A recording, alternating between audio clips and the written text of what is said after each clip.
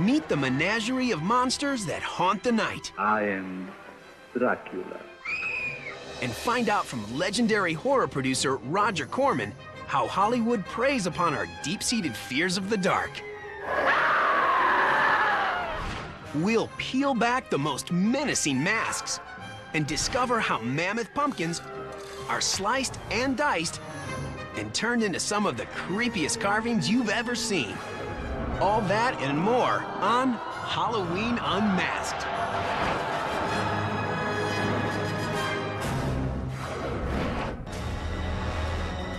Ghoulies and ghosties and long-legged beasties. Give me some meat! And things that go boo in the night. When the streets become the venue of vampires, ghosts, witches, and warlocks, it can only mean one thing. Trick or treat! It's October 31st, Halloween, the most unusual holiday of the year, a celebration when reality officially takes the night off. We like that one day to just throw caution to the wind and say, it's okay, it's Halloween. That's why I'm acting this way. Just the idea that for a night, you don't have to be yourself, I think is very alluring. You can walk out in a bedsheet and be a ghost. You can't do that very often. From communion with the dead to pumpkins and pranks, Halloween is a patchwork holiday, stitched together with cultural, religious, and occult traditions that span centuries. It all began with the Celts, a people whose culture had spread across Europe more than 2,000 years ago. October 31st was the day they celebrated the end of the harvest season in a festival called Samhain. That night also marked the Celtic New Year and was considered a time between years, a magical time when the ghost of the dead walked the earth. It was the time when the veil between death and life was supposed to be at its thinnest. On Samhain, the villagers gathered and lit huge bonfires to drive the dead back to the spirit world and keep them away from the living. But as the Catholic Church's influence grew in Europe, it frowned on the pagan rituals like Samhain. In the 7th century, the Vatican began to merge it with a church-sanctioned holiday. So November 1st was designated All Saints' Day to honor martyrs and the deceased faithful. Both of these holidays had to do with the afterlife and about survival after death. It was a calculated move on the part of the church to bring more people into the fold. All Saints' Day was known then as Hallowmas. Hallow means holy or saintly, so the translation is roughly Mass of the Saints. The night before, October 31st, was All Hallows' Eve, which gradually morphed into Halloween. The holiday came to America with the wave of Irish immigrants during the potato famine of the 1840s. They brought several of their holiday customs with them, including bobbing for apples and playing tricks on neighbors, like removing gates from the front of houses. The young pranksters wore masks so they wouldn't be recognized. But over the years, the tradition of harmless tricks grew into outright vandalism. Back in the 1930s, it really became a dangerous holiday. I mean, there was such hooliganism and vandalism. Trick-or-treating was originally an extortion deal. Give us candy or we'll trash your house. Storekeepers and neighbors began giving treats or bribes to stop the tricks, and children were encouraged to travel door to door for treats as an alternative to troublemaking. By the late 30s, trick-or-treat became the holiday greeting. But the tradition as we know it today really took off with the migration to the suburbs of the 1950s. Trick-or-treating became a social event, a chance for neighbors to meet each other and their kids.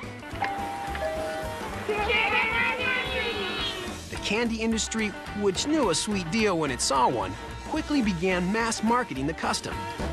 Today, 93% of kids say they trick or treat, and nearly everyone remembers their favorite costumes from Halloween's past. For about 3 years in a row, I was Count Dracula, and then the 3 years after that, I was just a ghost. I was Cinderella one year, and it was the best costume because my mom handmade it for me. My favorite costume was the Grim Reaper. I always wear it every single Halloween. Happy Halloween! These days, more than half of all kids wear prefabricated costumes, Trick or treat. with an average price of more than $20. It's a lion? Trick or treat! According to figures from the National Retail Federation, the most popular identities for kids are princess, pirate, and witch, in that order. And by the way, 1/3 of adults say they get into costumes as well. Some psychologists say that costumes we choose may hide our faces, but actually reveal parts of our hidden inner selves. For instance, scary costumes, monsters, vampires, skeletons, allow us to live out a fascination with the dark side. It's a fascination shared by Paul Daniels, a master of mask making. It all comes down to, I think the people that buy are trying to relate it with something. Or something they were afraid of as a child. Ghosts, goblins, witches, vampires. That's where my base is. Entering Paul's studio on the outskirts of Chicago is like paying a visit to the Crypt Keeper. A ghoulish collection of evil faces peers out at you from all angles, especially some of the most hellish-looking clowns never to grace Barnum and Bailey. The clown connection with me started out because I was a professional clown for like 15 years. I studied clowns and I've studied different types of makeup, and I saw that I can make it look really creepy. Paul's become one of the most respected masketeers in the world. Because each of his masks is handcrafted, he sells fewer than 1,000 a year, mostly to collectors who appreciate the artistry. But anyone can own a Paul Daniels mask. Prices range from $50 to $150. And Paul is constantly adding new creatures to his dark cast of characters. Bringing a new ghoul to life can take well over a month. It begins with a clay model. We have a sculpture of a clown that we started up this morning. I've been working on these teeth. I'm looking for more of a sharp tooth type of thing. We've made the brows really deep, and the eyes are inset into the face. I want to make the nose a little bit bigger. Once he has the sculpture finished to his liking, he coats it with plaster. Then the plaster is allowed to harden. You can take all your clay out of the mold, and it is a negative now of your original sculpture. Next process is we're going to cast a latex mask out of a plaster mold. So we're gonna pour latex. And then you pour it back into your bucket. And you take your airbrush and you blow out the air bubbles. He repeats the process several times to build up layers of latex.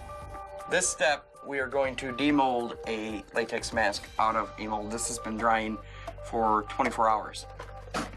There is a perfectly good latex mask. Next, Paul adds his special touch of evil. And what we'll do is we'll put a little dot in the middle, and now you have a monster eye. The other eye. Some work around the lips. And finally, teeth whitening the easy way. So how does he know when he's done a good job? Anytime I get finished and I'm looking at it, and I just end up getting a little chill. Of course, it may be art to Paul, Trick or treat, trick or treat. but to most kids, donning a mask and going ghoulish on Halloween is just a means to a very important end. Candy. The candy. Probably the candy. I'm not gonna lie. Halloween is anything but scary to the candy industry, Happy Halloween. which rakes in more than $2 billion in sales during the season. Oh, and it isn't just kids who overindulge on this frightful feast of fructose. 90% of parents admit to sneaking goodies from the stashes their kids bring home. But while almost all candy enjoys a huge sales boost at Halloween, one particular kind seems to benefit the most from the sugar surge. Candy corn. 20 million pounds of the tricolored candy are sold each year, and a whopping 75% of it during the Halloween season. The Brock's company produces the majority of the nation's candy corn. Using a cornstarch molding process, liquefied candy is poured into trays that give the pieces their distinctive shape. Brock's churns out 15,000 kernels a minute. All told, nearly 9 billion kernels of candy corn are produced during the Halloween season.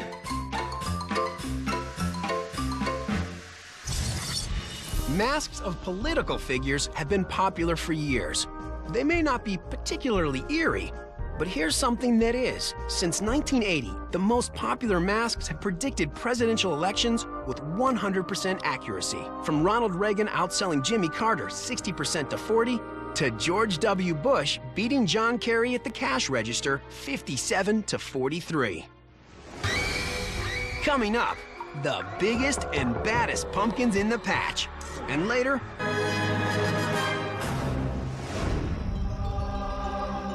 Trick or treat. Happy Halloween. Thank you.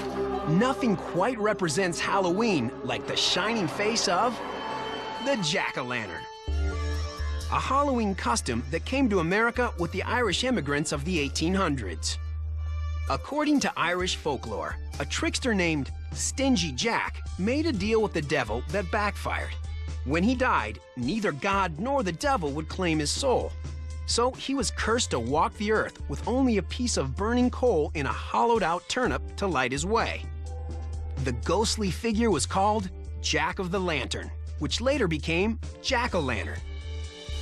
The Irish made their own versions of these lanterns by carving scary faces into turnips and placing them in windows to frighten away Stingy Jack and other evil spirits. But when they got to America, they discovered something new. The pumpkin. Pumpkins have been cultivated in North America for more than 7,000 years. Because of their abundance and striking appearance when carved, the custom of using pumpkins as jack-o'-lanterns spread across the country during the mid-19th century. Today, jack-o'-lanterns are the ultimate Halloween icon. The tradition has become such an integral part of the holiday that 40% of Americans say they'll carve at least one pumpkin for Halloween. But for some, the annual ritual has been elevated to a true art form. The designs are in the pumpkins. I just sort of bring out what's already there. Scott Cully has been carving giant jack-o'-lanterns for nearly 20 years. Every October, he takes a few weeks off from his regular job as the orchards director of a large produce company and travels around the country putting on exhibitions like this one in Medford, Oregon. It normally takes me 45 minutes to an hour to carve every 100 pounds of pumpkin. This triple-decker totem pole with 3 faces on each pumpkin will take about 35 hours of labor. Carving giant pumpkins is a very, very physical job. Other than a sheetrock saw for the big cuts, Scott doesn't use any special tools, nothing that can't be found in the typical kitchen, including a star-shaped cookie cutter. And I can really direct it, I can groove it, I can go in deep if I want. When most of us buy pumpkins to carve, we tend to look for the most beautiful ones. Bad strategy, according to Scott. His pumpkins were hand-picked for their ugliness. An ugly pumpkin is always better than a smooth pumpkin to carve. Ugly pumpkins have just natural character in them. Each pumpkin weighs about 750 pounds. There's a steel pole running down the middle, and the top 2 rest on shelves. Because the pumpkins are hollow when carved, they'll cave in if he's not careful. So Scott has to combine his eerie artwork with the dictates of structural engineering. What I am designing in is some structural integrity to hold them up as long as possible, which are basically these uncarved pillars that are holding up the face. It's a lot of work for art that's only temporary. A carved pumpkin only lasts a week before it begins to rot. Mold will have a feast on the sugars and the starches that are in this pumpkin, mold will begin to discolor the pumpkin. It'll begin to change the shape of the pumpkins. Eventually, mold will completely consume this entire pumpkin. But before it does, Cully's masterpiece will serve as an inspiration to pumpkin carvers everywhere. Before trying this at home, you're probably going to ask, where exactly do I score a pumpkin the size of a Volkswagen? Well, it might surprise you to learn that there are a number of growers who specialize in these Halloween behemoths. Larry Chekon of northern Cambria, Pennsylvania, is one of them. 1,010 pounds. Not bad, but not even close to Larry's best. In 2005, he grew what was then the world's largest pumpkin on record, 1,469 pounds. That's well over half a ton. Enough pumpkin to bake about 500 pies. Now, you might think this is a tad frivolous as a hobby, but don't ever say that to Larry. He regards these obesities with the same fondness most people do their favorite pets. He tends to their every need, and when they hurt, he does too. Like when this giant pumpkin developed a ruinous split. The first time it happens, it just makes you feel like you lost your best friend or your dog got killed or something like that. It's just unbelievable how attached we become to these things. We come out here through the day and talk to them and everything, and it becomes like part of the family almost. When they have a tragedy like this, it's really heartbreaking. Caring for these giant gourds is labor-intensive, and you'd be surprised how much science goes into raising these monsters. Here are the seeds. First, like Jack and the Beanstalk, Larry needs special seeds. They were originally developed by a Nova Scotian farmer who spent 30 years of crossbreeding to create the aptly named Atlantic Giant Pumpkin. The seeds are planted in the spring, in soil that's been prepared with copious amounts of fertilizer. Each plant is given about 900 square feet of land. That's more space than a lot of apartments, so Larry only grows 4 plants a year. Pumpkins require a lot of water. We put up to 50 to 100 gallons of water a day on each plant. About an hour to do the 4 plants. By midsummer, the plants have sprouted 2 kinds of flowers, male and female. The blooms are signals to Larry that it's time to pollinate. The way we start a great pumpkin is what we call sex in the patch. This is a male flower here, and we carefully tear the petals off, and all that's left is the stamen right here, and you can see it's covered with pollen. And we just take that and poke it down into the female here and transfer the pollen right into the female blossom. And we can see that this is a female because it has a little pumpkin under the flower. After Larry pollinates the females, he waits several weeks to see which ones grow the fastest. A typical plant can produce more than 12 pumpkins, but Larry chooses 1 female per plant and picks off the rest. So each plant only grows 1 pumpkin. And we trim everything off. That way the excess energy of the plant doesn't get wasted on leaves and vines. It all goes into the fruit. A few weeks after pollination, watch out. That's when the pumpkins hit their growth spurt. They'll put on as much as 40 to 50 pounds, sometimes a little more in one day. We're talking like 200 pounds, maybe 300 pounds in a week. They just grow tremendously fast. Then after 30 days, they start to slow down again, and after about 70 days, they're just about finished. 4 plants, 4 pumpkins. Not a lot of margin for error. Bugs, bad weather, or just plain bad luck can squash Larry's hopes for another record setter. And that's really what he's in it for. The competition. It's not about beauty, it's about growing the biggest beast in the patch. Still, like any good parent, to Larry, they're all his special offspring. No matter what it looks like, it's still beautiful. In 2006, residents of Boston, Massachusetts crowded Boston Common to carve and set aglow 30,128 pumpkins. the lighting of all those jack-o'-lanterns in one location set a world record. Area farms provided the pumpkins.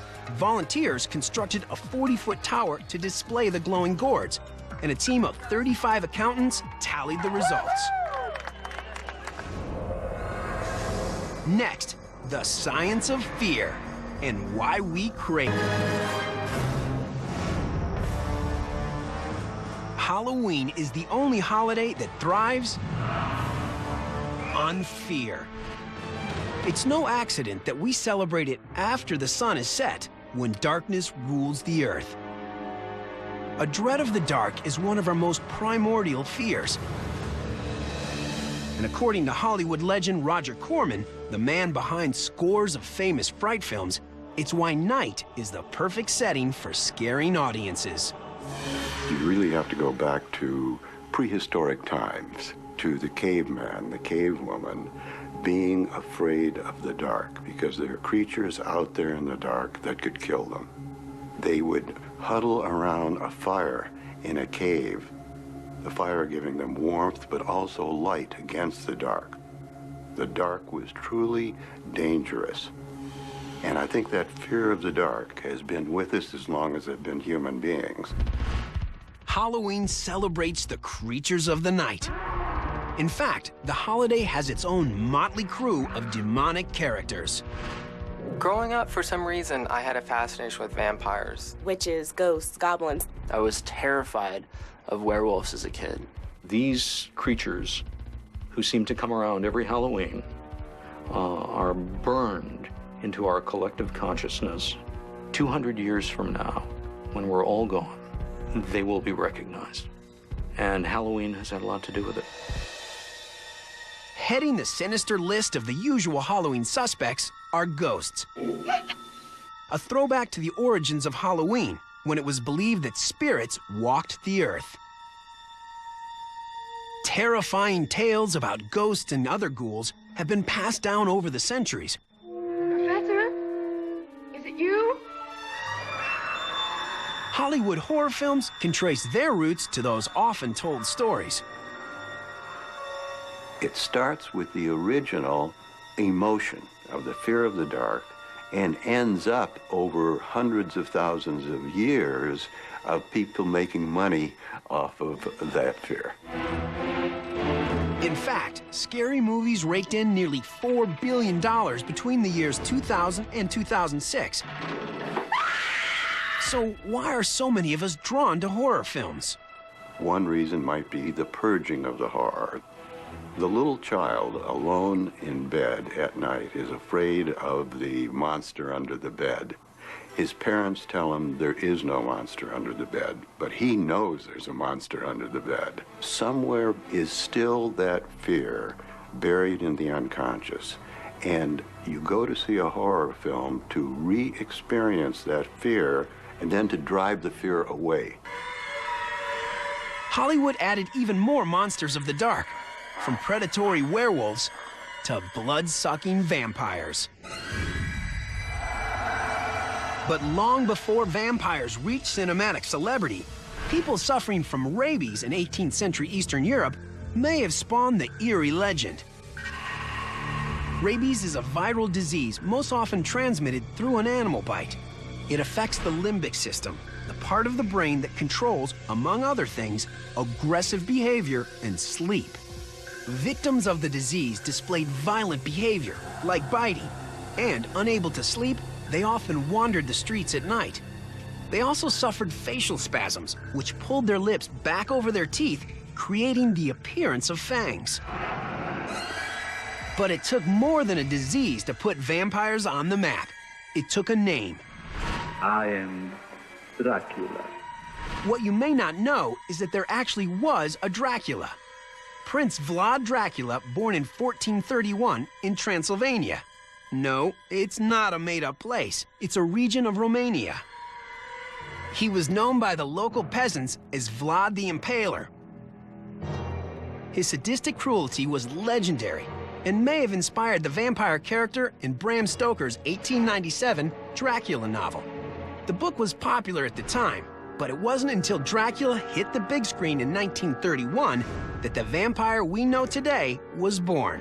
Remember, Dracula cannot appear during the daytime. So you're dealing again with creatures that prowl through the night, that can devour, destroy you, and various versions of that are still told to little kids around the campfire. But no matter what the creature or how we trace its lineage, the one thing they all share in common is that they're used to scare us. Filmmakers manipulate our minds into a state of anxiety. But fear is not strictly an emotional response. Fright causes a very real physical reaction. It feels like your throat is in your stomach. You just completely freak out. Your blood pressure rises. You get kind of antsy. I could feel this ball in my stomach that kind of went up through my stomach into my chest, and it felt like it came out through my mouth. Fear is one of our most primal responses. Its evolutionary purpose is to keep us alive in dangerous situations by triggering the body into immediate action, either fight or flight. The conductor of this complicated biological orchestration is, of course, the brain. When a dangerous stimulus presents itself, these messages are sent to an area of the brain called the sensory thalamus. From there, the sensory thalamus sends direct signals to the amygdala. And the amygdala is that grape-sized structure located at the base of the brain. In a split second, the amygdala sends signals to the body to release epinephrine and norepinephrine, basic forms of adrenaline. As these chemicals rush through our system, our heart races, our breathing speeds up, and our muscles tighten. All mammals have this instinctive survival mechanism built into their brains. What makes us different is our ability to distinguish between a true danger and a perceived one. In a horror film, we know the threat isn't real, but the illusion of danger creates a heart-pounding rush that keeps us glued to our seats. When you get a sudden fright, you get that adrenaline rush. It's exciting for, even like 1.2 seconds. It makes you just feel really alive, like vibrantly alive. Of course, Halloween does have its own built-in tool to combat fear: chocolate. Those sweets that are such a part of the holiday contain tryptophan, an amino acid that helps release serotonin. Higher levels of serotonin typically diminish anxiety. So when someone yells "boo" as a trick, give yourself a chocolate treat.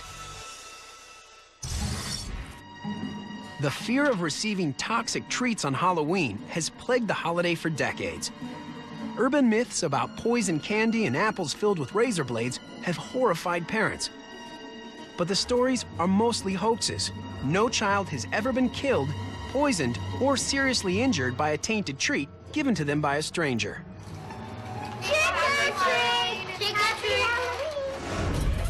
Still to come, applying the science of fear to a high-tech haunted house.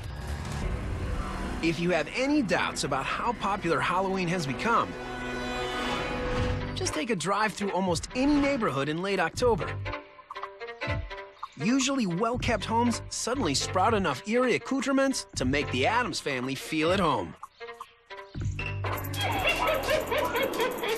Halloween is second only to Christmas in dollars spent on holiday displays.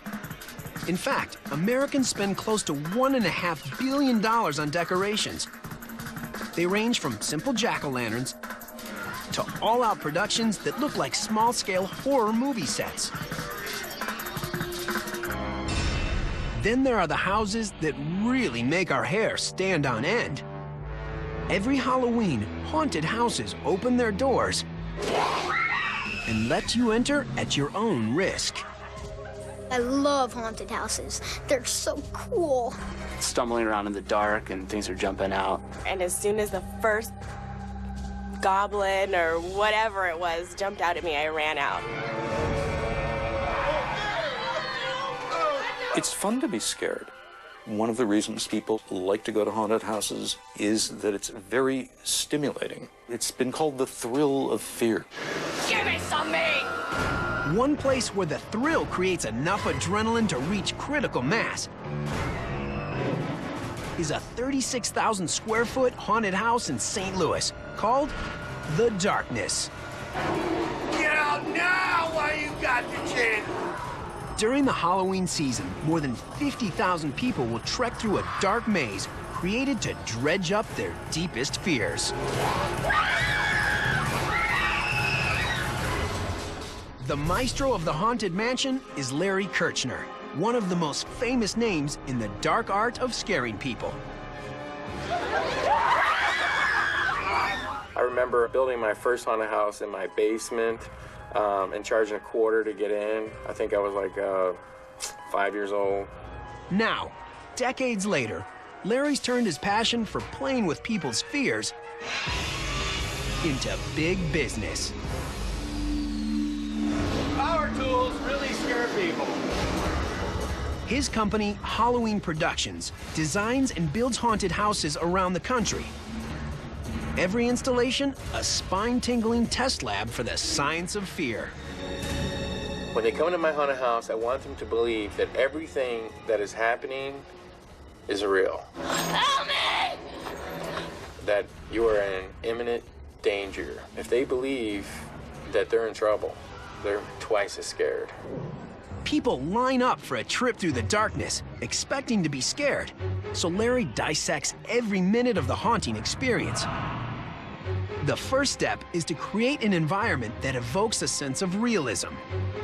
If you're doing a mansion, for example, a couple zombies in a black room, that doesn't ring a bell with me. What rings a bell with me is walls that look like they're deteriorating, they're falling apart, a ram head on the wall, antique furniture. Because whenever you see the Addams Family or the Munsters, you think about the creepy furniture. You think about the creepy pictures turned to the left, turned to the right, and the dust and the cobwebs. You have to be able to walk through it and go, wow, this is everything I ever thought a haunted house should look like. The key isn't just frightening people once, it's sustaining the fear in order to overcome the rational brain and trigger the fight or flight response. And that involves using a wide variety of treacherous tricks, even before the customers enter. And so people just kind of are in a haunted environment in the queue line, and every so often, an animation will jump down on them, like this one, and it just gives them a little scare. They don't expect anything to happen in the queue line, and that's great. That's characterized as a startle scare, an unexpected surprise that causes adrenaline levels to spike. But to keep the adrenaline pumping, several methods of shocking the customer need to be waiting around every corner. You shouldn't be here. You're gonna love this. I'm gonna press this pressure. This is the type of animation that gets right in your face, so it really scares people. With sensors in the floor, the customer sets the first scare in motion. Now, the timing is perfect for the second, or the distraction scare. A motion sensor activates animatronics, pulling the customer's attention away from the main scare in the room lurking ahead. Don't leave me! Don't leave me! Larry bombards as many senses as possible, using a blend of visual, oral, and tactile elements to keep hearts racing with a foreboding level of suspense. Some people think this stuff is real, and they touch this stuff, put some Vaseline on there, and they get that stuff on their hands. It's great. Another psychological trick is to play to people's phobias. Anything that scares them. Claustrophobia. If they feel like they're in a tight space, they might start panicking. They're scared of the darkness because they don't know what is in front of them. Here's your classic dropping spiders. Spiders drop down on your head. People always love that. In fact, props like spiders and snakes may be tapping into a primal fear in our brains. Studies suggest that the fear of spiders and snakes may have evolved from man's earliest days, when quick reaction time to objects that posed a threat could mean the difference between life and death. Researchers have shown spiders and snakes elicits a very fast reaction time from their subjects, suggesting that there is a very early warning system for these objects, possibly built into our fear response at a very early time in order to ensure survival. But tapping into primitive fears is just part of the fun at the state-of-the-art haunted house. The darkness also uses lasers and animatronics. It's even the first haunted house in the world to use computer-generated images to keep up with sophisticated audiences and heighten the thrill of fear. Greetings, foolish trespassers. Larry spares no expense. He spent well over $250,000 on his creepy construction. But while Larry thinks all that high-tech stuff is just fine, nothing takes the place of... You wanna kiss the baby? Kiss the baby! Kiss the baby! You can kiss the baby! On the busiest nights, more than 35 actors are on hand to paralyze the patrons.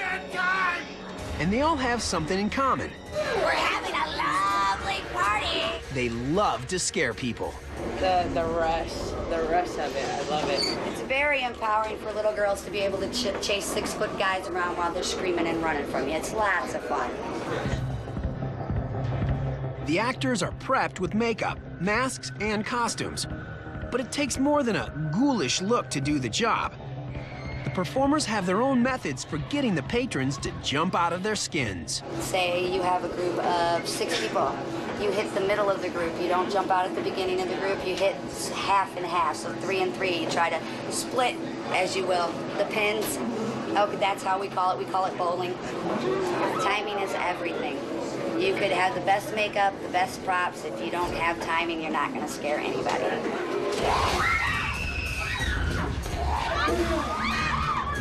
And frightening thousands of people every season is the true mark of a successful haunted house. When you hear an authentic scream, not a but you hear a ah! You know, when you hear that, you know you did your job.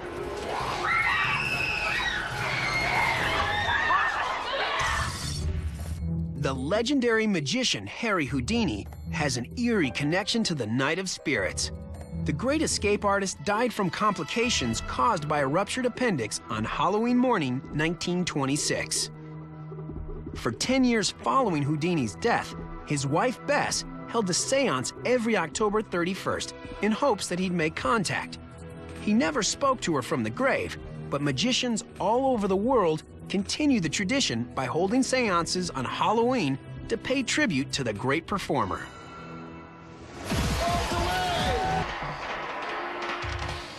Through the centuries, Halloween has evolved into such a widely celebrated event that it spilled over into the streets. Parades and street parties have become commonplace. Some of the most colorful are held in Hispanic communities, where Halloween overlaps with a traditional celebration called Dia de los Muertos, Day of the Dead.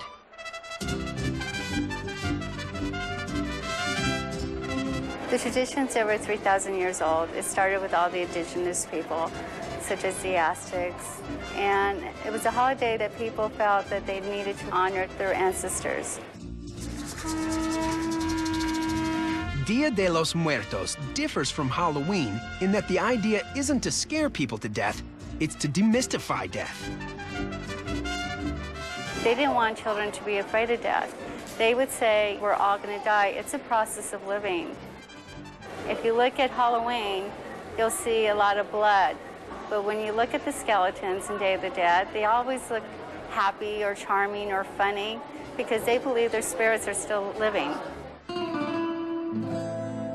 It's believed that on this day, the souls of the dead return to visit their loved ones. Elaborate shrines are created to welcome the dead. They include family photographs, offerings of deceased relatives' favorite foods, and flowers, especially marigolds. The strong aroma of the flower is said to help the souls find their way back home. Miracles are the flower of death. If you smell them, they have a really rich scent, and that's what they believe the dead come and are attracted to. When the Spanish conquistadors invaded Mexico in the early 16th century, They came with priests who began converting the native people to Catholicism. The priests tried to abolish the Day of the Dead, but it was the one holiday the people refused to give up. So, as it did with Samhain, the church imposed a holy day, All Saints' Day, onto the native celebration. That's why when you look at the altars, you'll see saints and crucifixions and stuff like that. But the most distinguishing features of the holiday are the costumes, primarily skulls and skeletons, which are integral to the meaning of Dia de los Muertos. Halloween costumes, on the other hand, tend to be more of a personal statement. They reflect expressions of individuality rather than cultural identity. In fact, in most major American cities, Halloween has become something of an outdoor masquerade ball where anything goes. And much of it has to do with the way the gay community has collectively. So many holidays from the beginning of time have had rituals involving costume, masquerade, role reversal in the gay community, adapted them in very modern and odd ways sometimes. The Greenwich Village Halloween Parade, for instance, has been going on for more than 30 years. It's attended by more than 2 million people, 50,000 of them in a parade featuring some of the holiday's most outlandish costumes. Similar affairs are held in Los Angeles, San Francisco, and many other major cities. Okay, so much for October 31st. But what about afterwards? Do we just pull the toilet paper off our trees, complain about sugar headaches, and wait for our jack-o'-lanterns to turn to mush? Well, you might. But not the more than 45,000 people who show up in a southern Delaware cornfield the weekend following Halloween to bid farewell to their pumpkins by making them fly. 3, 2, 1, go! They call it the World Championship Pumpkin Chunkin' Contest. Yeah! There's every kind of pumpkin launcher here you can imagine. Some of these mechanical wonders cost as much as $200,000 to build. All for bragging rights. There are no prizes. The event is a fundraiser for several local charities. Between the catapults, air cannons, centrifuges, and pedal pushers, there's enough firepower here to storm a medieval castle. Yeah! The heaviest artillery in the Pumpkin Wars is the air cannon. One of them set the world record in 2003 with a blast of 4,438 feet. More than 4/5 of a mile. That's the length of nearly 15 football fields.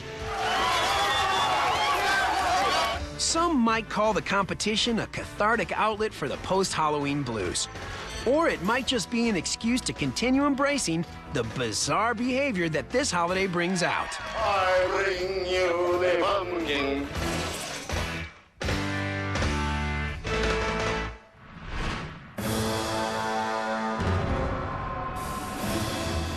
Halloween is a holiday without rules, and how you celebrate it is a personal choice. You can let your hair down, or dye it blue. You can clown around, or turn into a clown. Trick or treat with the kids, or parade through the streets with 50,000 of your closest friends. It's the holiday that invites us to transform ourselves. And we can become anybody we want. And October 31st, we all get a shot at it. Trick or treat. No matter what your Halloween style, there may be no other day on the calendar that's strictly devoted to the fun and freedom of letting yourself cut loose. Happy Halloween.